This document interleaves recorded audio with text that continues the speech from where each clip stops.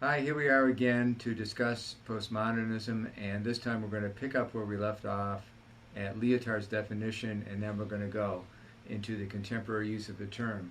Now, one of the uses of the term is to describe art, architecture, philosophy, and literary criticism. We've kind of already discussed that. Anything else you want to add to that? Nope. But the idea is that the term is now more broadly used to describe just about anything in contemporary culture. Okay, that's your second point.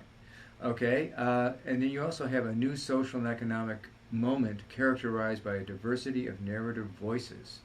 Can you explain that or expand on that? Maybe give an example. Sure. I mean, it's kind of like the Tower of Babel, but postmodernism celebrates that there are all kinds of voices, multiple stories. Remember the petite stories of Lyotard?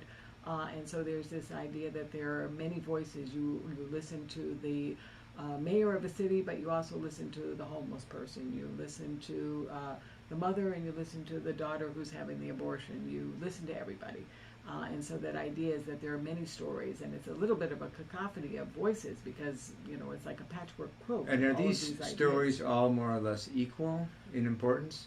Well, according to postmodernism, they're all equally demanding of respect. So they all should be listened to, because one of the problems that postmodernism is pointing out is that some of these voices weren't heard at all. Right. And so I think they're inviting more people to the table. And of course, I know one of the criticisms of postmodernism is that they don't make then a judgment as to which voice. Okay, we'll get into that in a second. So now you say contemporary use of the term includes descriptions such as the words post-patriarchal, post-industrial, consumer society of information, the media, and spectacle. So can you explain that a little bit? Sure. I mean, the post-patriarchal is probably the easiest to explain. You'll remember that all going back to the ancient time, to the medieval time, to the modern time, was a very hierarchical view where somebody was at the top, and obviously one of the people at the top would have been the white male of authority. And so what postmodernism does is pull the rug out from under that, and so it is equivalent to celebrating or making possible a post-patriarchal society, toppling the patriarch, toppling the male authority figure. So that is... The male authority figure includes what? Kings and obviously, historians? And obviously, whoever had a voice, whoever was in authority, whoever was in charge. So in the family, the father, the oldest so male. it goes across. It's all the way across throughout industry, the media, certainly, corporations. I mean, I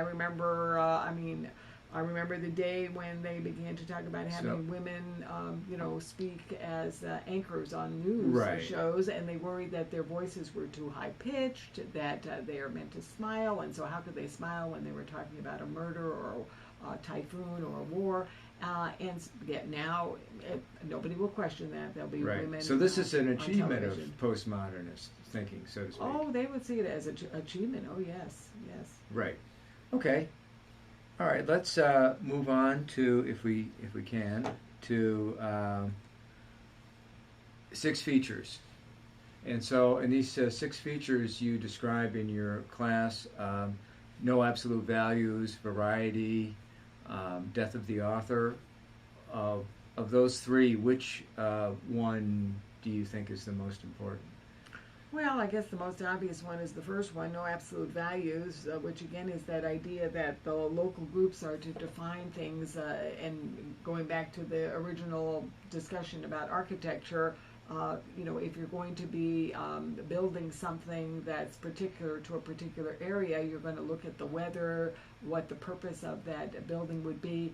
It's going to be locally defined. You're not going to have some communist authority who's going to say we are going to build big blocks everywhere, whether it's a hospital or an apartment building or a restaurant, it's all going to look the same.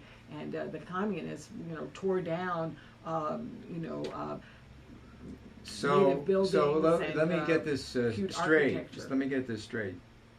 So postmodernism is anti-communist, anti-authority, anti-central command. But is it equally anti-free anti-French, anti-British? Well, it's anti, for example, the universalist style of architecture, which Yeah, I was know, but absorbed forget about architecture for a by second. the Yeah, modern. but I'm mostly interested in the political and the educational aspects of this. In other words, what is the postmodernist take? How does that manifest itself in classes? That's what our videos are about. So, to go into a class and to say, this is a good lead-in. Obviously, classrooms are totally changing. I mean, it's almost become a cliche. The sage on the stage is over. It's the guide on the side, and now it's not just the guide on the side, but the teacher is just one of the participants in the discussion board or what have you. So removing the teacher as the center of authority is a postmodernist achievement from the standpoint of postmodernism. Absolutely. Okay.